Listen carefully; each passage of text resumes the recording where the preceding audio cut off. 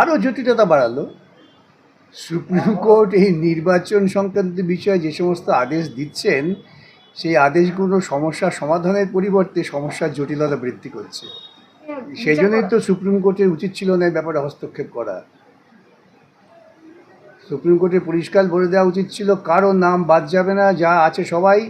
তো ওয়ার্থলেস নির্বাচন কমিশন, যেমন ওয়ার্থলেস আমার চিফ মিনিস্টার, এই দুজনের মধ্যে খুব ভালো একটা মেলবন্ধন তৈরি হয়েছে সাধারণ মানুষকে বিপদে ফেলবার জন্য। এই রাজ্যের যিনি প্রধান, তার যদি সৎ সাহস থাকতো, তেনার বলা উচিত ছিল যে আমি 2003-এ না বুঝে বলেছিলাম, ভুল করেছিলাম, কোনো অনুপ্রবেশকারী নেই।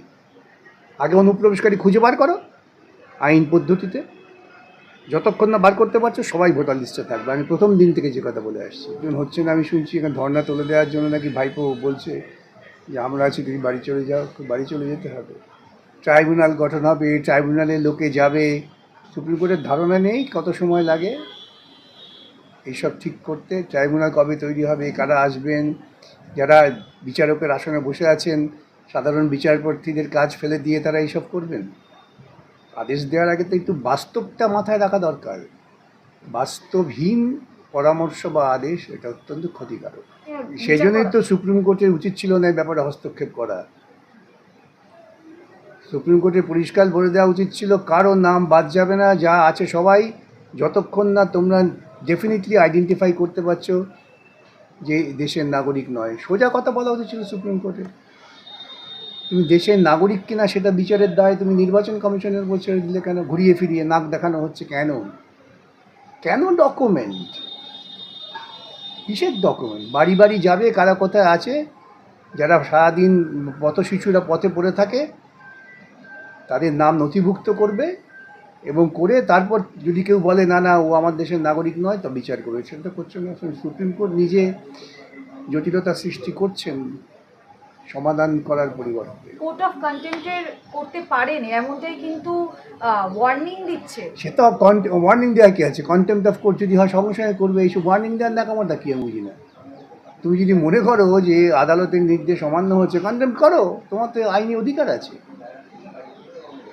আইনি অধিকার আছে, আমার কিন্তু অধিকার আছে, আমি কিন্তু দেখে নেবো, এই সমস্ত কথা বলার যুক্তি নেই। এগুলো একেবারেই ক্রমশ সুপ্রিম কোর্ট নিজের মর্যাদা খানিকটা হানি করছেন বলে আমার ধারণা। রাজ্য সরকার এবং নির্বাচন কমিশন উভয়ই তো চাইছেন যে নির্বাচন প্রক্রিয়াটা গণ্ডগোলের মধ্যে পড়ে যায়।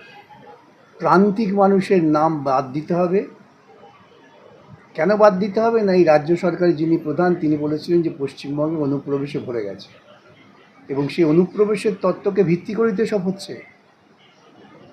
যদি এই রাজ্যের যিনি প্রধান, তার যদি সৎ সাহস থাকতো, তেনার বলা উচিত ছিল যে আমি 2003-এ না বুঝে বলেছিলাম, ভুল করেছিলাম, কোনো অনুপ্রবেশকারী নেই।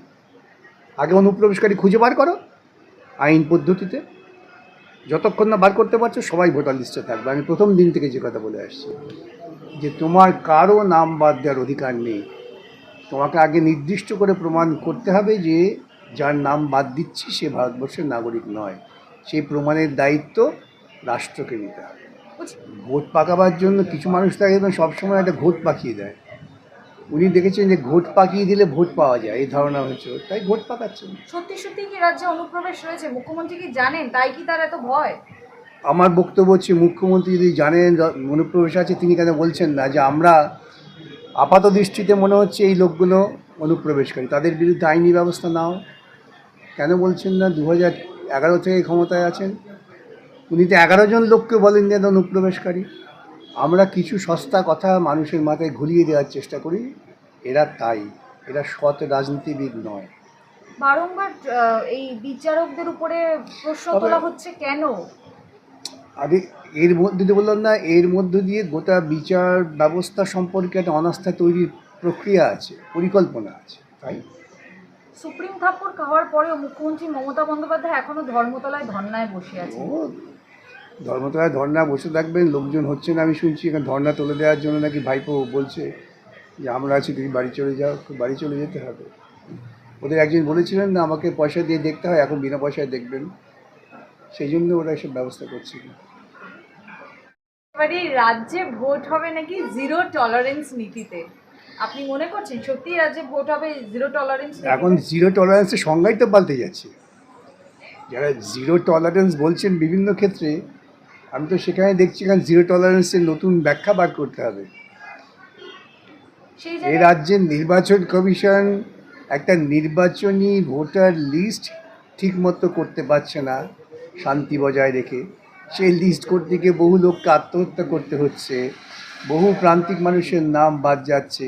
বহু মানুষ আমার কাছে প্রায়ই ফোন করছেন যে আমার তো সব ডকুমেন্ট ছিল, তাও আমার নাম বাদ গেলে কী করবো। সেই নির্বাচন কমিশন বক্তৃতা বলছেন জিরো টলারেন্স। তো ওয়ার্থলেস নির্বাচন কমিশন, যেমন ওয়ার্থলেস আমার চিফ মিনিস্টার, এই দুজনের মধ্যে খুব ভালো একটা মেলবন্ধন তৈরি হয়েছে সাধারণ মানুষকে বিপদে ফেলবার জন্য।